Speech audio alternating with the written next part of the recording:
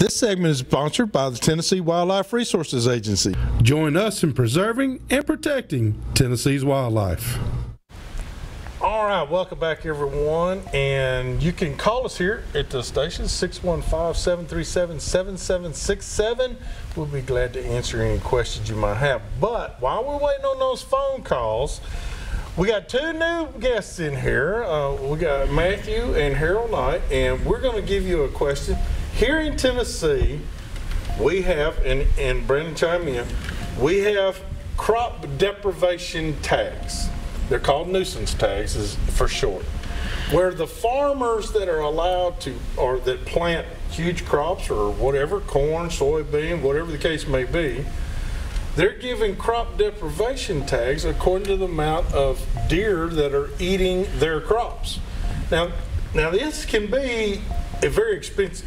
I mean, this can cost a farmer lots of, up to $40, $50, $60 an acre, which is a lot when you're talking about, well, he's not yielding, but 80 bushel off that acre. Well, here the deer are taking half of it. So I understand that part. My problem with the whole thing, and this is a personal view, only mine, until somebody else agrees, but it's only mine, is that instead of the crop deprivation tags going out and the game warden urging the people to shoot them and leave them laying, I still say that we need to utilize that state resource, which is the white-tailed deer. It is a state resource, ladies and gentlemen. But we need to utilize that state resource to feed some folks that haven't had meat on the table in a while, and they need the opportunity to have that meat on the table.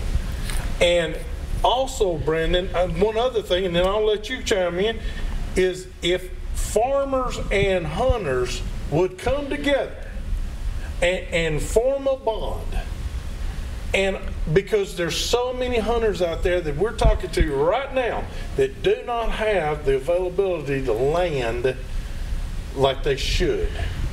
And if a farmer's got a problem, he can have a hunter come in and help him solve that problem. And then our state resources won't be feeding buzzards, they'll be feeding people. And that's what I want to stress. We want to get behind people that want to see this happen. I want to see this happen. There's no sense in just letting one of God's creatures just sit out there and become buzzard bait when he could be feeding families, like I said, that haven't had any meat in 2 or 3 weeks. Darn it, I think they ought to have a venison burger. I think more people would enjoy it. Yeah, I mean, I fully agree. Number one, of course, the meat going to waste just kills me. That part I can't handle that. I do understand from all perspectives. I mean, like you said, the farmer, he's got a major issue. Something's got to be done.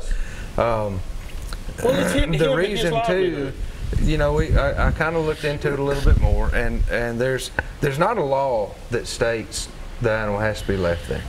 But it's at each individual officer's discretion, and what they're urged to do is to have the landowner leave it laying. And what the fear is behind that is that it would become, if they allowed it to be used, then the permits would be abused. That's kind of their take on it. So you got the landowner's take, and you got the take of TWRA or whatever agency you may be dealing with, because I know other states do the same thing. But I would like to see a way to have it utilized. If it were to be done in the off season, I want farmers, number one, to work with hunters, like you stated. You have all these guys that don't have anywhere to hunt, and then you have all these farmers that are complaining about crops getting damaged, but they won't allow hunters to come in and hunt. So a lot of it could be alleviated during the deer season, So I would like to see that happen. But I know a lot of damage happens in the pre-deer season when the crops are new and the deer like to get in there on it right then. But I would like to see if there wasn't just some way that we could come up with to get that meat to people that need it. That's what we have the Hunters for Hungry program. Yes. We've got other programs, which, by the way, is an awesome project. It is. Hunters for the Hungry has been one of the greatest outreach, kind of food ministries that there is, and they fed so many people. But there's a lot of this meat just laying out there, And again, you can see it from all different directions. But what I'd like to see is a way to kind of work together and figure out a way to get the meat utilized, keep the farmer happy, and maybe get some of these hunters somewhere to get in and hunt. You know, you let some hunters come in this season and do a bunch of hunting and try to take as many deer as they can, and then this coming year you won't have quite as much crop damage in the summer, and then even if you do have to get some permits, maybe it won't be as many. Or maybe call that hunter that hunted your land this last season and say, hey, I'm gonna fix to drop 3 deer out here. Yeah. Let's see if we can't get them to somebody that needs it. Even if it had to be that hunter's position to go, you know what, you let me hunt on your land, I'm gonna come help you. Yeah. We're gonna take care of them. We're lighting up here. Yeah, we're lighting up. I'll tell you what, we got to take some calls right quick, Brandon. We got who? DC? Nope, we don't have DC. We've lost him. DC, how can we help you? Yes, sir. I was wanting to know about around these boat docks where you go fish. Yeah. They got up some fishing signs down there. You know, like the bank down there. I tell you what's out down in Granville, down there, and they got no fishing there. Fish, you put your boat in, you can't go around through it with the bank and fish. The guy's got a no fishing sign, but who gives him the right to do that? The Corps engineer or the PWRA? He just puts it up on his own. No, I'll tell you what it is. The Corps of Engineers is probably took a look at it. If there is electrical lines going anywhere near there, then they're asking people to stop, not fish near those electrical lines.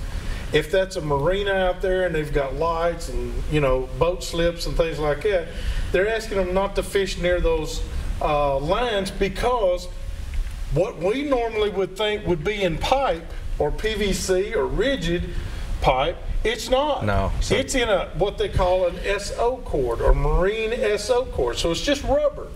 But a hook can penetrate that.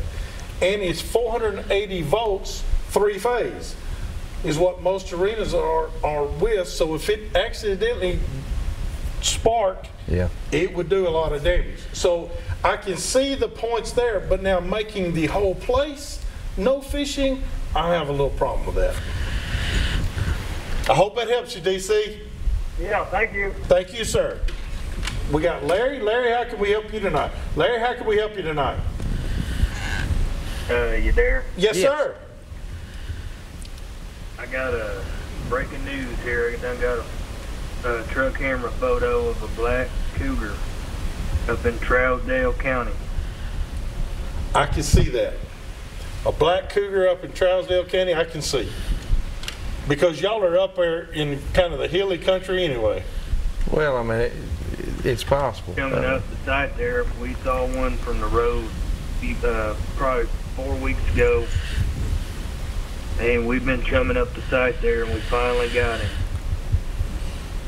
Will you please send that to us by our Facebook page? Yes, sir. We would love to show that next week. But I'm glad that you brought it up, Larry. I'm going to call in TAWR to report it. Call them because they need to know about it. You're right. They deal on information too. But you having an actual photograph, that gives proof. And so please do that, but please send it to us by Facebook so we can show it. And then maybe, Larry, if you will Facebook us, leave us your name and phone number.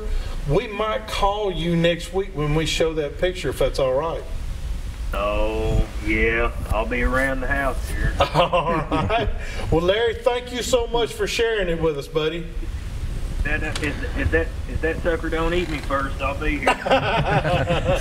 Well, keep him at bay now. Come on. Thank you so much, Larry. Take care. All right, buddy. And we got Jeff. Jeff, how can we help you tonight? Jeff? He's gone. We got... He's on board.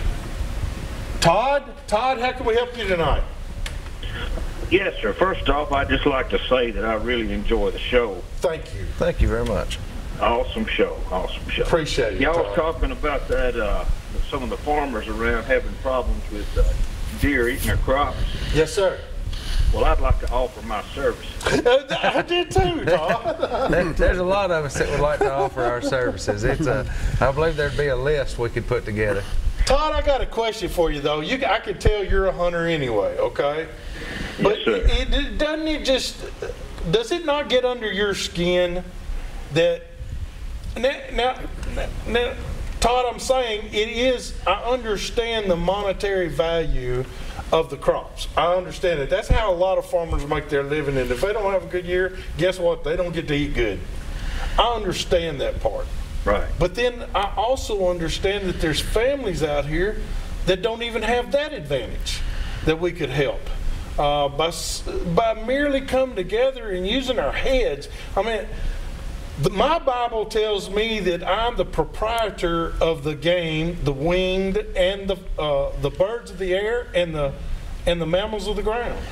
That's what my Bible says. Yeah. So wouldn't it, if I'm just out here wasting it, it's like the talents. The guy that went and buried the one in the, didn't do anything. I find a problem with that. Just because I think that I know some families that would love some meat. Yeah. It could go a long way. Some of the pictures that we received the other day, of course we don't want to share them or anything, but there was a lot of meat laying on the ground that could have fed a lot of families. I just don't understand, and you two can tell me there. What is your thoughts on it?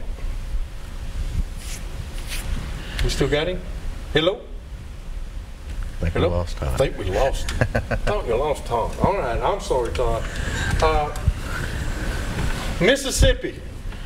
Both of you from Mississippi. Yes, sir. I know y'all getting nuisance tags too. Yes, I mean, Mississippi's right in the Delta region. It's one of the richest grounds in all of the South as far as planting. How are y'all dealing with it? The hunters or the farmers, they just let hunters come in just like what you guys are talking about and let them kill the deer. There is a real population problem over around the Oxford, Mississippi area, and they have addressed that issue on a number of occasions, and Matthew probably knows more about how they've handled that than I do, but I understand they're allowing is it not right the bow hunters come in and taking more early? I know that Mississippi's playing with suburbia hunting, allowing bow hunters to come in the city burbs and take these animals, Oxford being one of them, because you got the huge college there. So, they don't want you firing off a 30-06 across the parking lot. But a bow, or a muzzleloader for that matter. Yeah. Some of these muzzleloaders go 300 or 400 yards. Yeah. But a bow is fine because it's close in game, and stuff like that. So it's a close game. We're seeing more and more states go to that. Mississippi, Ohio was one of the major ones that led the way. So that's just one of the aspects. We got to go do our tip of the week. I'm running out of time here, but we got to do our tip of the week. And this being brought to you by Davidson County Farmers Co-op. And I tell you what, you got to go check them out. They're over there on Dickerson Road, next to Briley Parkway. Go see Miss Laura and tell all that fine crew that you saw them right here on Southern Woods and Waters. They'll bag it for you. I was going to give you a discount, but no, better not.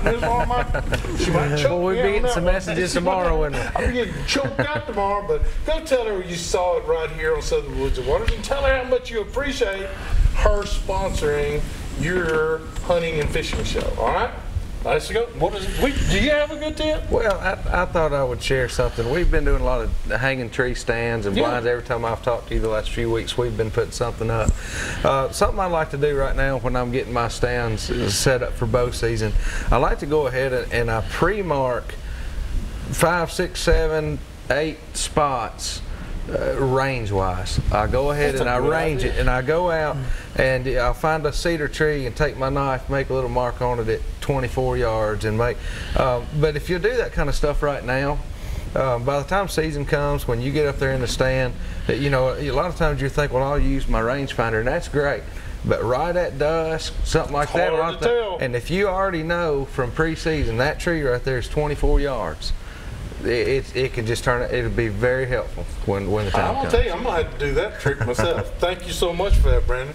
Hey, we got to take a quick break. Visit some more of our fine sponsors. When we got back, Andy Coker's in the house, and we don't know what the heck he's brought to eat, but we got Andy in here anyway. I think he's going to tell us something about how to eat He's it, gonna tell us a sad story or something like that. Pray back to more Southern Woods and Waters.